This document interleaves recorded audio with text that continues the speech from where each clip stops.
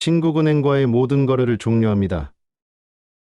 제 예치금 3천억 원 전액을 타행으로 이체해 주십시오. 그 말에 지점장은 말을 잃었고 두 눈이 동그래졌습니다. 순간 직원들은 일제히 고개를 들고 이 남성을 바라보았고 창구 뒤편에서 일하던 과장 한 명이 허겁지겁 무언가를 조회하기 시작했습니다. 고객님 성함이 혹시 어떻게 되십니까? 남성은 잠시 그를 정면으로 바라보다가 조용히 명함 한 장을 내밀었습니다. 반도체 장비 제조업계의 거물 김인호 회장이었습니다. 지점장의 표정은 그 자리에서 그대로 굳어졌습니다. 그들은 몰랐습니다. 비린내 나는 비닐봉투를 들고 신국은행에 방문했다. 쫓겨난 할머니가 수조원 자산을 가진 김인호 회장의 어머니였다는 것을 과연 무슨 일이 일어난 걸까요? 한 달 전 그녀의 인생을 완전히 바꿔놓은 그날로 가보겠습니다.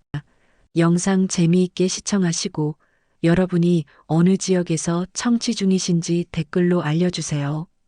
비가 그친 수원의 아침은 유난히 맑고 조용했습니다. 하늘에 잔뜩 흐려있던 구름이 물러가고 간밤에 비에 젖은 도로 위로 햇살이 살며시 내려앉고 있었어요. 강복래 할머니는 이른 새벽부터 재래시장 끝자락 자신의 자리에 앉아 있었습니다. 78세의 나이에도 매일 아침 6시면 어김없이 일어나 이곳으로 향했죠. 스티로폼 박스 위에 놓인 생선 몇 마리와 함께 복래 할머니는 조용히 하루를 시작했어요. 장갑을 낀 손은 세월의 흔적으로 주름이 깊었고 검정 고무신을 신은 발끝은 차가운 시멘트 바닥에 닿아 있었습니다. 시장 사람들에게 그녀는 그저 터줏대감 할머니 정도로 여겨졌죠. 할머니, 이 갈치 얼마예요? 아침 장보기를 나온 아주머니가 물었어요. 예. 한 마리에 7,000원입니다. 복래 할머니는 늘 그렇듯 공손하게 대답했습니다. 경상도 억양이 살짝 묻어나는 목소리였어요. 사실 이 일이 생계를 위한 것은 아니었습니다. 집에만 있으면 몸이 쑤시고 마음이 헛헛해서 사람들과 마주하는 이 시간이 필요했던 거죠.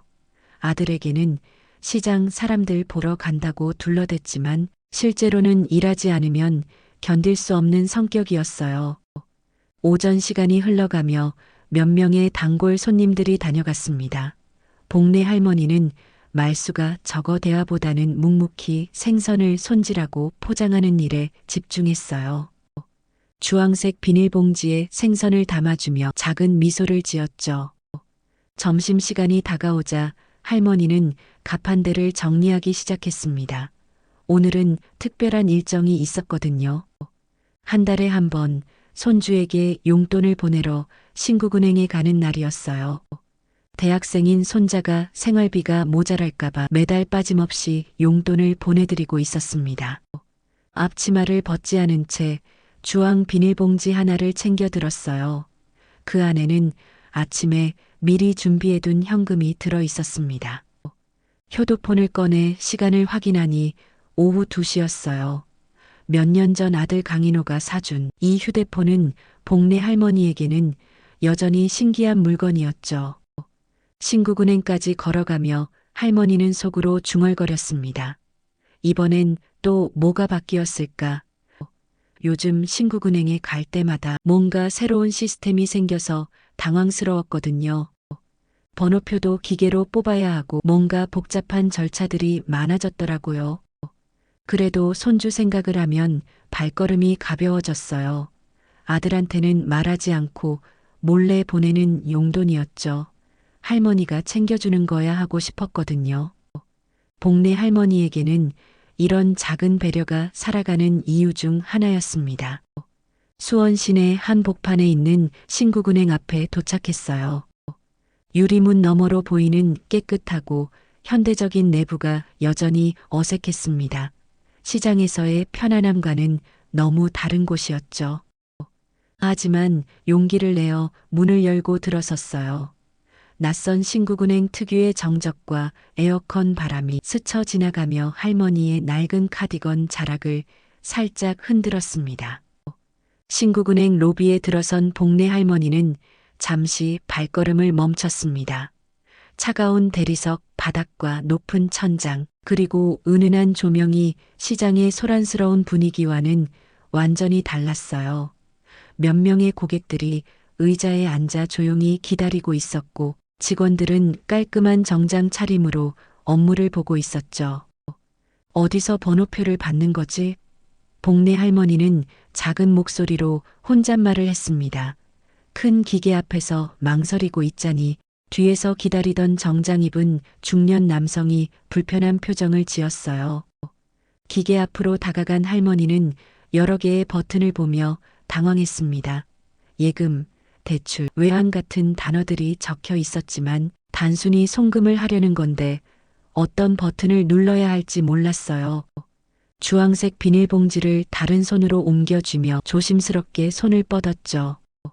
할머니, 뭐 하시려고요? 뒤에 서 있던 남성이 짜증스러운 목소리로 물었습니다. 아, 그냥 송금 좀 하려는데요. 복내 할머니는 고개를 숙이며 대답했어요. 송금이면 저기 일반 업무 버튼 누르세요. 그것도 모르세요? 할머니는 얼굴이 붉어지며 서둘러 버튼을 눌렀습니다. 번호표가 나오자 97번이라는 숫자가 적혀 있었어요. 전광판을 보니 현재 89번을 처리 중이었죠. 한참을 기다려야 했습니다. 대기석에 앉아 있는 동안 복내 할머니는 주위를 살펴봤어요. 대부분의 고객들이 스마트폰을 보거나 서류를 들고 있었습니다. 자신처럼 비닐봉지를 들고 앉아 있는 사람은 없었죠. 문득 장소에 어울리지 않는 자신의 모습이 부끄러워졌어요. 97번 고객님, 드디어 자신의 차례가 왔습니다. 복내 할머니는 창구로 다가가며 비닐봉지를 꺼냈어요. 손주한테 용돈 보내려고 하는데요. 젊은 여직원은 할머니를 보더니 눈살을 찌푸렸습니다. 어떤 봉지를 들고 들어오셨네요. 보안상 문제가 될 수 있어요. 아, 그냥 현금 담아온 거예요. 깨끗한 봉지라서. 복내 할머니는 당황하며 설명했어요. 그리고 송금은 요즘 앱으로 다 하시잖아요. 굳이 현금으로 하실 필요가 있나요? 직원의 목소리에는 귀찮다는 기색이 역력했습니다. 앱이 뭔지 잘 모르겠어요. 그냥 예전처럼 하면 안 될까요? 직원은 한숨을 쉬며 다른 동료와 눈짓을 주고받았어요. 할머니, 요즘 시대가 어떤 시대인데 아직도 이런 식으로 하세요? 디지털 시대라고요. 복내 할머니의 얼굴이 점점 붉어졌습니다. 주변 고객들의 시선이 느껴졌고 작은 목소리로 그냥 해주시면 안 될까요? 라고 부탁했어요. 그때 직원이 갑자기 큰 소리로 말했습니다. 돈을 뽑으려고 하시는 거예요? 요즘 이런 수법 많거든요. 할머니, 사기치지 말고 나가세요. 순간 로비가 조용해졌습니다. 모든 시선이 복내 할머니에게 쏠렸고 보안 요원이 다가오기 시작했어요. 잠깐만요. 뭔 소리예요? 복내 할머니는 당황한 목소리로 말했습니다. 하지만 이미 상황은 걷잡을 수 없이 흘러가고 있었어요. 보안 요원 2명이 성큼성큼 다가왔습니다. 할머니, 여기서 뭐 하시는 거예요? 아니에요. 정말 손주 용돈 보내려고. 복내 할머니는 비닐봉지를 들어 보이며 억울하게 말했어요. 하지만 그 모습이 오히려 더 의심스럽게 보였나 봅니다. 창구 직원이 큰 소리로 다시 외쳤어요. 요즘 이런 수법이 많다니까요. 할머니 행세하면서 현금 들고 와서 사기 치려는 거 아니에요? 로비에 있던 다른 고객들이 하나둘 고개를 돌려 구경하기 시작했습니다. 복내 할머니의 얼굴은 완전히 빨갛게 달아올랐어요. 평생 이런 수치를 당해본 적이 없었죠. 아니라니까요. 정말 손주한테. 할머니의 목소리는 점점 작아졌습니다. 보안 요원 중 한 명이 할머니의 팔을 잡았어요. 일단 밖으로 나가시죠. 여기서 소란 피우시면 안 됩니다. 손 놓으세요. 저 정말 아무것도 안 했어요. 복례 할머니는 억울함에 목소리가 떨렸습니다. 하지만 보안 요원은 할머니를 신국은행 밖으로 밀어내기 시작했어요. 그때였습니다. 대기석에 앉아있던 한 고객이 스마트폰을 들고 이 장면을 촬영하고 있었어요. 젊은 남성이었는데 처음에는 단순히 구경하는 마음이었지만 상황이 심각해지자 영상을 찍기 시작한 것이죠. 정말 이상하네. 할머니가 뭘 잘못했다고.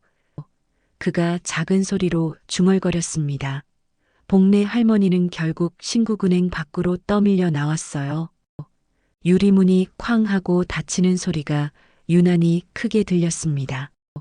거리에 선 할머니는 주황색 비닐봉지를 꼭 껴안고 서 있었어요.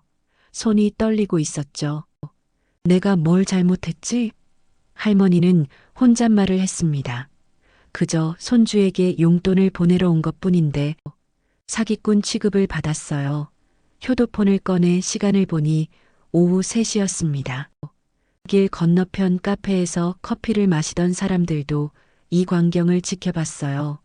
몇몇은 고개를 저으며 안타까워했지만 대부분은 그냥 지나치는 일상의 한 장면으로 여겼죠. 복례 할머니는 천천히 발걸음을 돌렸습니다. 손주 용돈은 결국 보내지 못했어요.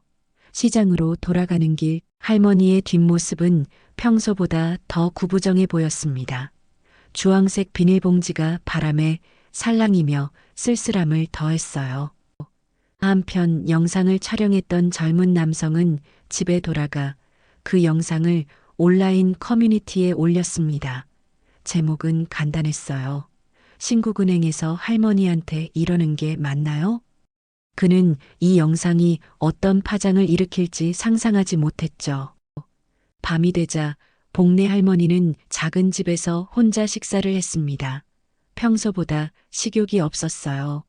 오늘 있었던 일이 자꾸 머릿속에 맴돌았죠. 내가 그렇게 이상해 보였나? 하는 생각이 들었습니다. 그날 밤 젊은 남성이 올린 영상은 조용히 퍼져나가기 시작했습니다. 처음에는 몇 개의 댓글만 달렸지만 시간이 지나면서 조회수가 급격히 늘어났어요. 이게 대한민국 금융 선진국의 현실이냐? 효도폰 들었다고 사람을 저렇게 대하나 같은 댓글들이 쏟아졌죠. 다음 날 아침 한 지역 신문 기자가 이 영상을 발견했습니다. 김재호 기자는 평소 사회 약자 문제에 관심이 많았어요. 영상 속 할머니의 모습을 보며 뭔가 더 깊은 이야기가 있을 것 같다는 직감이 들었죠. 이 할머니가 누구일까? 김 기자는 영상을 자세히 분석하기 시작했습니다. 신국은행 위치, 주변 상황, 그리고 할머니의 옷차림까지 꼼꼼히 살펴봤어요. 며칠간의 취재 끝에 놀라운 사실을 알게 되었습니다. 강복래, 설마 그 김인호 회장의 어머니? 김 기자가 확인한 바에 따르면 영상 속 할머니는 국내 반도체 장비 제조업계의 거물, 김인호 회장의 어머니였어요. 김인호 회장은 작은 공장에서 시작해 글로벌 기업으로 키워낸 자수성가 인물이었죠. 현재 회사 가치만 수조 원에 달했습니다. 이건 단순한 노인 차별 사건이 아니야. 김 기자는 흥분했습니다. 한편 김인호 회장은 해외 출장 중이었어요. 싱가포르에서 중요한 계약을 앞두고 있었는데 새벽에 한국에서 온 전화를 받게 되었습니다. 회장님, 긴급 상황입니다. 어머님 관련해서 좀 심각한 일이. 비서의 목소리에 긴장이 배어 있었어요. 김인호 회장은 즉시 태블릿으로 영상을 확인했습니다. 화면에 나타난 것은 자신의 어머니가 신국은행에서 쫓겨나는 모습이었죠. 뭐라고? 회장의 목소리가 떨렸습니다. 영상 속에서 복례 할머니가 비닐봉지를 들고 당황하는 모습, 직원이 큰 소리로 사기꾼이라고 몰아가는 장면, 그리고 보안 요원에게 떠밀려 나가는 모습까지 김인호 회장의 얼굴은 점점 굳어갔어요. 내가 싸들인 효도폰을 무시해요? 회장이 조용히 중얼거렸습니다. 어릴 적 기억이 떠올랐어요.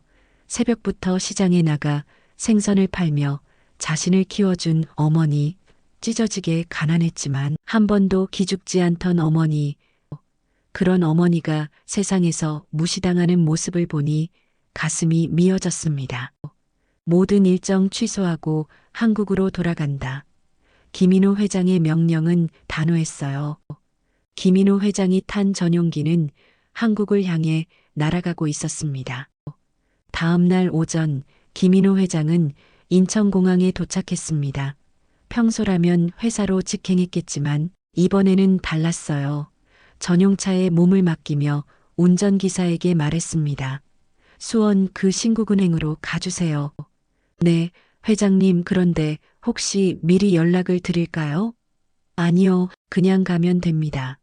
김인호 회장의 목소리는 차분했지만 단호했어요. 차창 밖 풍경을 바라보며 회장은 어머니 생각에 잠겼습니다.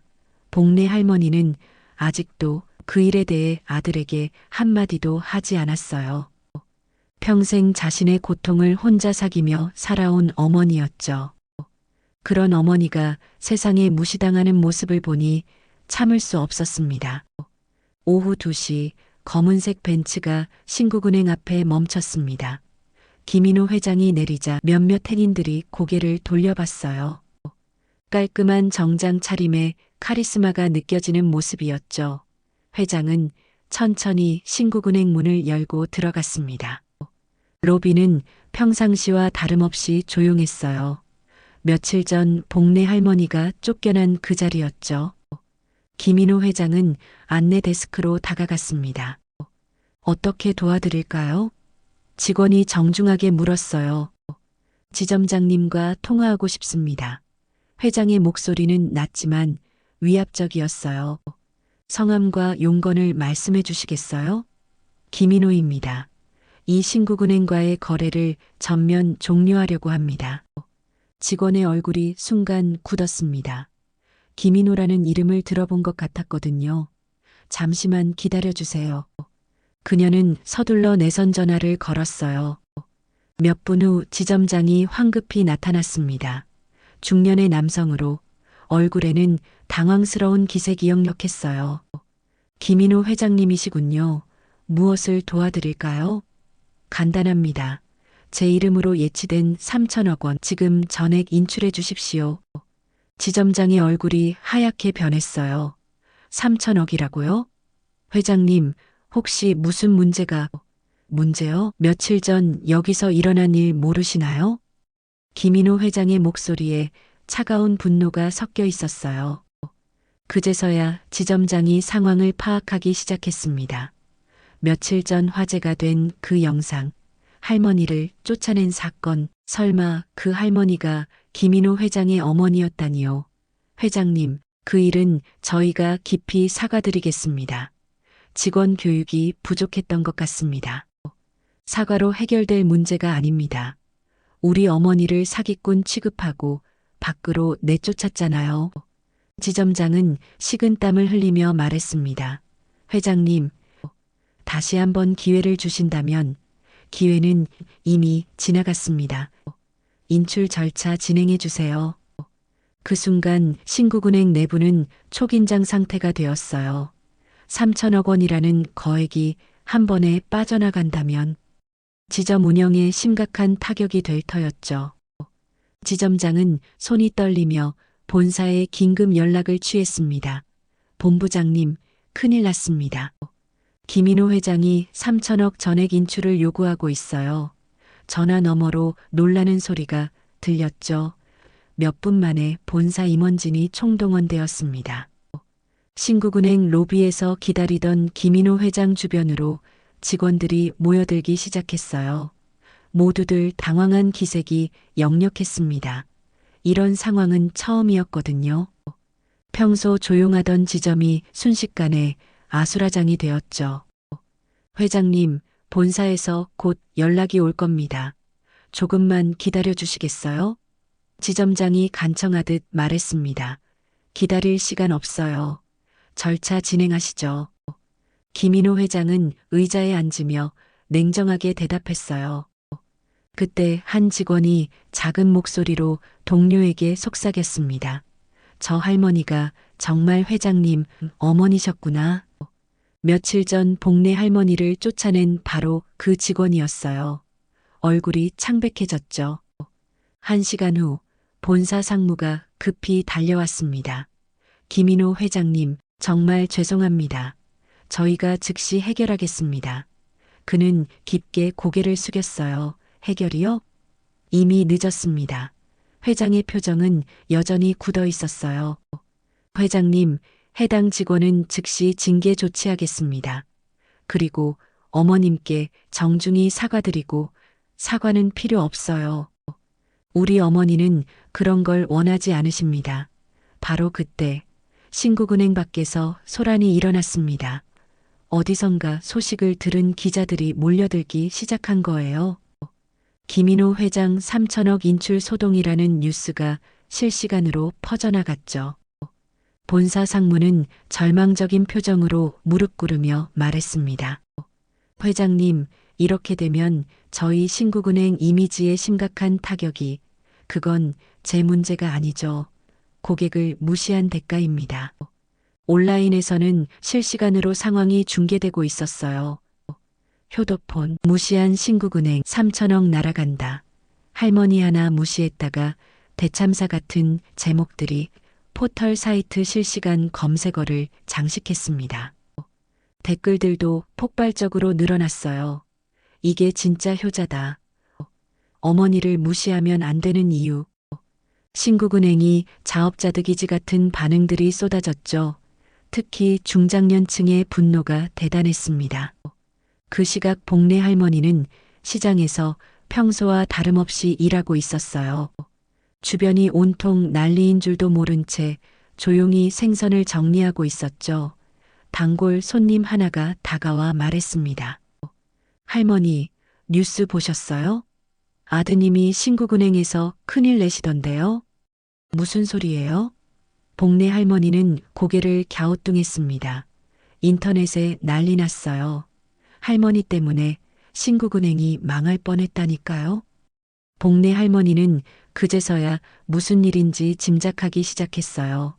며칠 전 신국은행에서 당한 수모가 이렇게 큰 일이 될 줄은 꿈에도 몰랐죠. 복내 할머니는 서둘러 집으로 돌아갔습니다. 효도폰에 아들에게서 온 부재중 전화가 15통이나 있었어요. 떨리는 손으로 전화를 걸었죠. 어머니, 왜 말씀 안 하셨어요? 김인호 회장의 목소리에는 걱정과 안타까움이 섞여 있었습니다. 인호야, 괜히 걱정만 끼칠까봐. 복내 할머니의 목소리가 작아졌어요. 어머니가 무시당하는 게 괜찮은 일인가요? 제가 싸드린 효도폰을 들고 계시는데 사기꾼 취급을 받으셨다고요. 전화 너머로 아들의 분노가 느껴졌습니다. 복내 할머니는 평생 자식에게 짐이 되지 않으려 했는데 결국 이런 큰 소동을 일으키게 되었어요. 그 시각 본사에서는 긴급 회의가 열리고 있었습니다. 지금 온라인 여론이 완전히 돌아섰습니다. 효도폰 차별 중단하라는 해시태그가 실시간 트렌드 1위에 올랐어요. 홍보팀장이 다급하게 보고했습니다. 손해액이 얼마나 됩니까? 신국은행 회장이 물었어요. 3천억 인출도 문제지만 이미지 타격이 더 심각합니다. 다른 고객들도 계좌 해지 문의가 폭주하고 있어요. 언론에서도 연일 보도가 이어졌습니다. 디지털 소외계층에 대한 금융권의 차별 실태. 효도폰도 똑같은 고객입니다. 같은 제목의 기사들이 쏟아졌죠. 특히 복내 할머니의 과거 이야기가 알려지면서 더 큰 감동을 불러일으켰어요. 생선 장사로 아들 하나 키워낸 어머니, 묵묵히 평생을 살아온 할머니가 받은 수모 같은 스토리가 사람들의 마음을 움직였습니다. 온라인 커뮤니티마다 우리 엄마도 저런 취급받았을 것 같다는 댓글들이 올라왔어요. 신국은행 본사는 결국 공식 사과문을 발표했습니다. 고객 응대 과정에서 부적절한 처사가 있었음을 깊이 사과드립니다. 해당 지점은 즉시 운영을 중단하고 전사적으로 고객 서비스 매뉴얼을 전면 개편하겠습니다. 하지만 여론의 분노는 쉽게 가라앉지 않았어요. 사과로 끝낼 일이 아니다. 시스템 자체를 바꿔야 한다는 목소리가 높았죠. 김인호 회장은 기자들의 인터뷰 요청을 모두 거절했습니다. 대신 짧은 성명서 하나만 발표했어요. 우리 어머니가 무시당한 건 이 사회가 고객을 숫자로만 보기 때문입니다. 외모나 나이로 사람을 판단하는 게 얼마나 잘못된 일인지 이번 기회에 모두가 깨달았으면 좋겠습니다. 그 성명서는 또다시 화제가 되었어요. 진짜 효자의 모습, 어머니를 지키는 아들이라는 찬사가 이어졌죠. 복내 할머니는 집에서 뉴스를 보며 복잡한 마음이었습니다. 자신 때문에 이렇게 큰 일이 벌어진 게 미안하면서도 아들이 자신을 지켜주는 모습에 가슴이 뭉클했어요. 석 달이 지난 후 그 신국은행 지점이 있던 자리에는 새로운 간판이 걸렸습니다. 복내 디지털 배움터 어르신도 디지털도 존중받아야 한다는 문구가 선명하게 적혀 있었어요. 김인호 회장이 어머니의 이름을 따서 만든 교육센터였죠. 복내 할머니는 예전처럼 시장 끝자락에 앉아 있었습니다. 하지만 이제는 분위기가 완전히 달라졌어요. 사람들이 먼저 다가와 말을 걸었죠.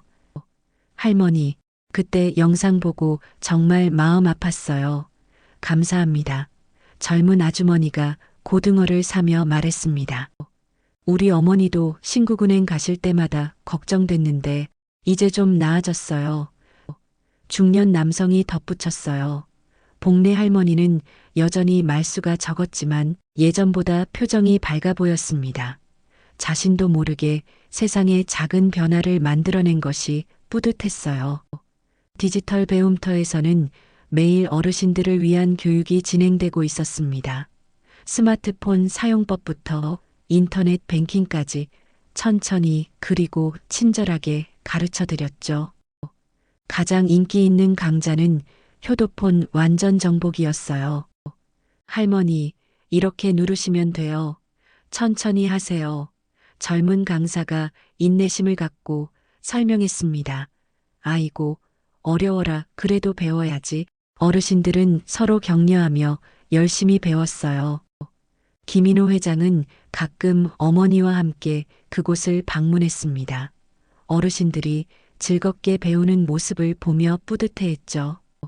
어머니 덕분에 좋은 일을 하게 되었네요. 라고 말하곤 했어요.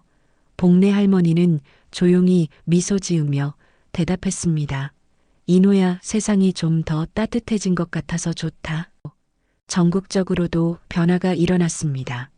각 은행들이 앞다투어 고령층 친화 서비스를 도입했어요. 효도폰 전용 창구, 어르신 우대 시간 같은 제도들이 생겨났죠. 디지털 소외계층에 대한 사회적 관심도 높아졌습니다. 온라인에서는 여전히 그날의 이야기가 회자되고 있었어요. 복내 할머니 근황이라는 제목의 게시글들이 올라오면 많은 사람들이 관심을 보였죠. 진짜 효자가 뭔지 보여준 사건, 작은 무시가 얼마나 큰 상처가 되는지 알게 해준 일이라는 댓글들이 이어졌습니다. 해가 저물어가는 오후, 복내 할머니는 장사를 마치고 집으로 돌아가는 길이었어요. 효도폰에서 손자로부터 메시지가 왔습니다. 할머니, 용돈 감사해요. 할머니가 우리 집안의 자랑이에요. 복내 할머니는 작은 미소를 지으며 휴대폰을 주머니에 넣었습니다. 그날 효도폰은 아무 말도 하지 않았지만 할머니의 마음속에서는 따뜻한 목소리가 들리고 있었어요. 단지 3천억의 문제가 아니라 한 사람이 존중받는 것의 소중함을 세상이 깨달은 거였죠. 석양이 지는 길 위에서 복내 할머니의 뒷모습은 더 이상 외롭지 않았습니다. 네, 오늘의 사연은 여기까지입니다. 강복내 할머니는 그날 그저 손주에게 용돈을 보내기 위해 은행에 들렀을 뿐이었습니다. 효도폰 하나, 비닐봉지 하나가 사람을 판단하는 기준이 되어서는 안 됩니다. 겉모습으로 사람을 재단한 대가는 결국 3천억이 아닌 신뢰였습니다. 재미있게 들으셨다면 좋아요와 구독 잊지 마시고 여러분의 생각을 댓글로 함께 나눠주세요. 여러분이 어느 지역에서 청취 중이신지도 댓글로 알려주세요. 오늘도 행복한 하루 되세요.